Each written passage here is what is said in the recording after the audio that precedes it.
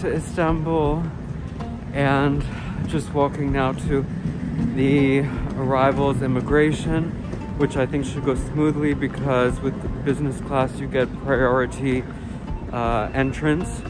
Have to then pick up luggage, take out some cash, buy a Turkish SIM, and then order an Airbnb, or rather order an Uber to my Airbnb. Clearly I'm still a little bit delirious because I have not slept that well for the past 2 nights, but I'm really excited to be here and also a little bit nervous because this is the first time in a long time I've been in a place where I don't speak the language and I don't know anybody, but thanks to Tinder Passport and over the last few days I've made some potential connections. We'll see how things go. So there's a slightly interesting system here at the Istanbul Airport for getting a luggage cart, and that is that you have to put in 10 Turkish lira, which is €1 approximately, and one very kind gentleman traded me 10 Turkish lira for $1 so that I could get a cart since I have all of this heavy luggage. And the thing is that the machine will actually refund you your money if you put your cart back, but you need to push the cart all the way to the car, so then why would you push it all the way back?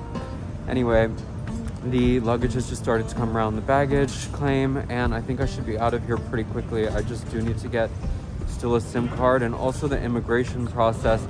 I was like, is that it? He didn't even look at my vaccination certificate or my Turkey health declaration. He just looked at my passport, stamped it, and said something that I didn't understand, and I was on my way. Once you exit the customs area, you can find access to ATMs and cell service providers. I read ahead of time that Turkcell was the best option, so I bought a 20 gigabyte plan for $33 US. With cell service activated, I ordered an Uber, which I had to go to the departures area upstairs to meet.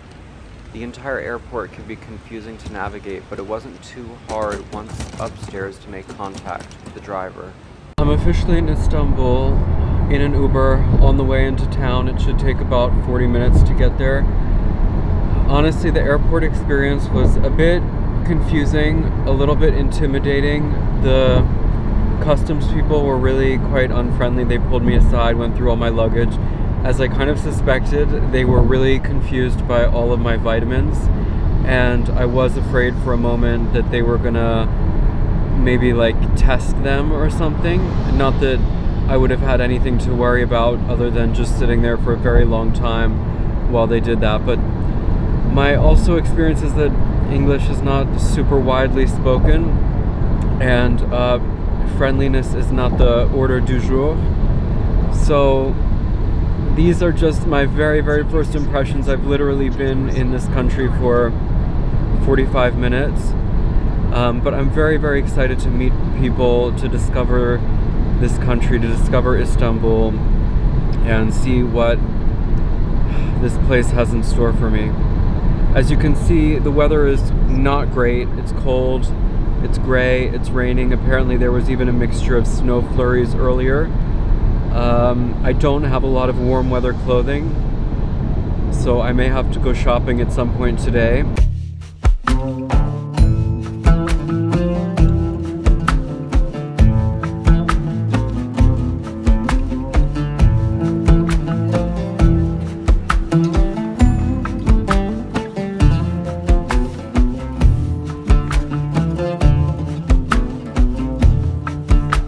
So it's now 11:30 and I've made my way into Istanbul. The Uber ride only took about 40 minutes. Maybe there was no traffic from the airport.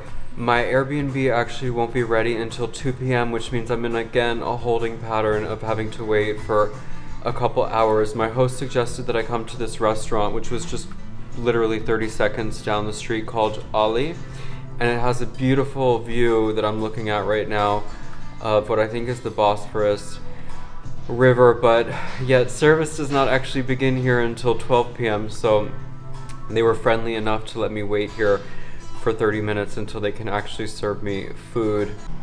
So I've ordered Turkish tea, which has just come even though it's still not 12 o'clock yet. I asked actually what Turkish tea was because I have no idea what the distinction is, and it's just tea leaves, no sugar.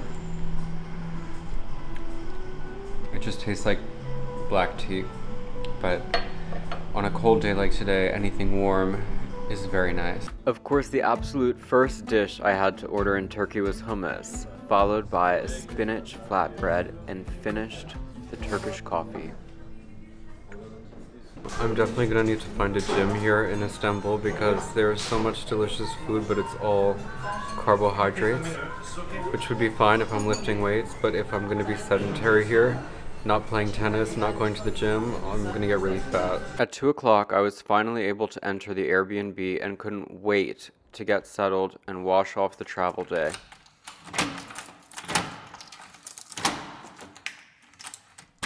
Now that I've made it into the Airbnb and took a shower and I'm feeling a little bit more myself, I wanted to show you around the Airbnb that I've rented for the next 5 nights. This is in the neighborhood called Beyoğlu, and I think it's a pretty trendy, cool area. It's close to the Bosphorus. It actually has a view of that.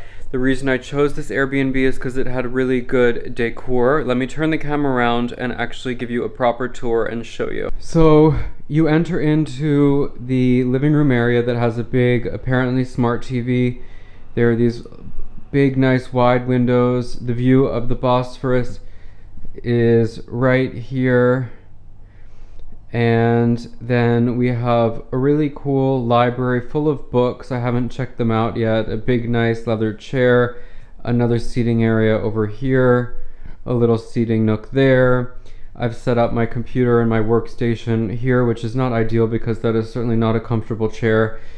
And a kitchen full of amenities. You know I won't be cooking. That is not the Adrian Field way, but I'm happy to see that there is an American coffee maker, and I haven't checked, but I hope that there is some coffee in there, otherwise I will go and buy it.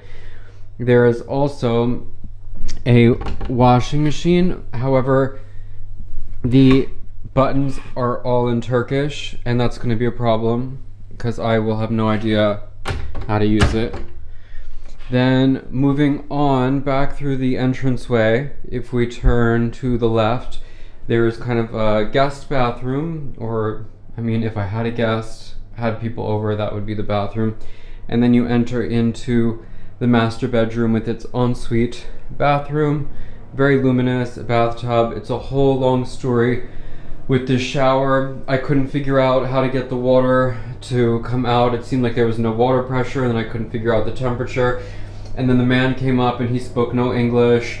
And then another man needed to come up, and finally they figured that out. So I'm in the process of setting up my many things and also trying to just sort of get organized. This is the bedroom. The whole house is heated by radiators. Also, maybe inexplicably, there's a children's crib, which is a little bit creepy. Also a bit of a view there, and just lots of storage space. So if you were staying long-term in Istanbul, this would actually be a really good apartment to rent, just because it comes fully furnished, fully with everything that you would possibly need. Let me sit down and just give you some of my first impressions of Turkey, being now that I've been here for all of about 3 or 4 hours. So the airport was a little bit confusing. The customs and immigration people were not the friendliest, but I know it's not their job to be. They did pass me through, as I said, the extra inspection, but once I got out, I got an Uber. The Uber driver didn't speak any English, but it wasn't a problem because he just followed the map, and I already had it hooked up to my credit card. I just kind of feel strange in a country where I don't speak the language, and English is really not widely spoken either. I think this is the first time. Let me think. It's pretty much the first time I feel like I've been somewhere where I'm pretty much helpless and need to rely on other people. I mean, India is like that too in a large sense. I speak a very small amount of Hindi, and anytime that I need to have any more elaborate or complicated conversation, let's say with the driver or something, I need a friend to translate for me. And I think that's just sort of the same situation here, though. At the restaurant where I had brunch, the waiter actually was very conversant and very good in English. So it's kind of a mixed bag. I think it depends where you are, where you go, all of that. In about an hour and a half, I'm headed to a hammam to get a scrub. I'm really looking forward to that. This is a traditional Turkish experience. I ordered an Uber to take me the short distance to the hammam and was confused when I was dropped off in front of what looked like a mosque. The hammam was just to the side of an equally ancient-looking building. There are separate hours for men and women to access the hammam, with men in the evening hours. Once inside, you're transported to a peaceful respite with the sound of a gurgling fountain at the center of a room lined with cushioned platforms. A refreshment drink is served prior to treatment, and once finished, you can also relax your post-treatment. Soon I was led upstairs to change. So this is my first traditional hammam experience. You just wear this towel and nothing else. Actually, also these slippers which are provided. And the experience consists of a scrub down, like a real proper scrub down is what I'm expecting. So I'm really excited, and the building is unbelievable. I feel like I've traveled back 1200 years or more to the Byzantine Empire. This is just so exciting and exactly what I've been hoping for and excited about. While no video is allowed inside the treatment area, here's my recap of the experience. I want to tell you guys about this experience while it is still fresh in my mind because it is so special and unique. First of all, I didn't fully realize that this hammam was built in 1580. That's right, 1580. It is nearly 500 years old. And that is almost the least of it. Yes, the environ, you know, the atmosphere of it is unbelievable, but just the whole hammam experience. You first go in and you lie in on a hot marble raised platform for about 10 minutes, which in itself is very therapeutic and relaxing. Now, speaking even as a gay man, this is the least sexy experience you can imagine. The attendants, there's a special name for them that I'm going to put below in Turkish, are middle-aged men with bellies and may or may not be very hairy, but the sensuality of the experience is amazing. After lying on this heated platform, they put you then on another marble heated area and proceed to pour water over you that is just the right temperature, and then after that they do something that feels like nothing I've ever felt in my entire life. They take these soft soap bubbles that looks like something that comes out of a cloth pillow, and they just pile them on you, and it's just a huge amount. It's like a bubble bath but times a million, because it's just all of these soap suds and bubbles all over your body. After that, they exfoliate you and then they soap you down again, and the whole thing is just so amazing and luxurious, and by the end of it your skin is so soft. And I just have to say, like, it's the perfect remedy after flying for, as I did, 15 hours. And wow, afterwards you lie in the common area that I showed you when I first came in, and you can order tea or, you know, an almond cookie or whatever. In my case, I had a Moroccan mint tea, and it was just the perfect way to end this unbelievable treatment in an unbelievable place. And this is what I came to Turkey to experience. I'm so happy. And the name of this place I'm going to put down below in case you want to visit it specifically as well, but there are many hammams all throughout Istanbul. Obviously, Turkey is famous for this. I believe that the Turkish culture invented the hammam, and this particular traditional experience I've never had before. Up until now, I thought a hammam was just basically a steam room, but it is very different, and it is incredible. As I walked out into the dusk of my first night in Istanbul, I was greeted by the call to prayer from the equally ancient mosque next door. The evening felt magical and surreal.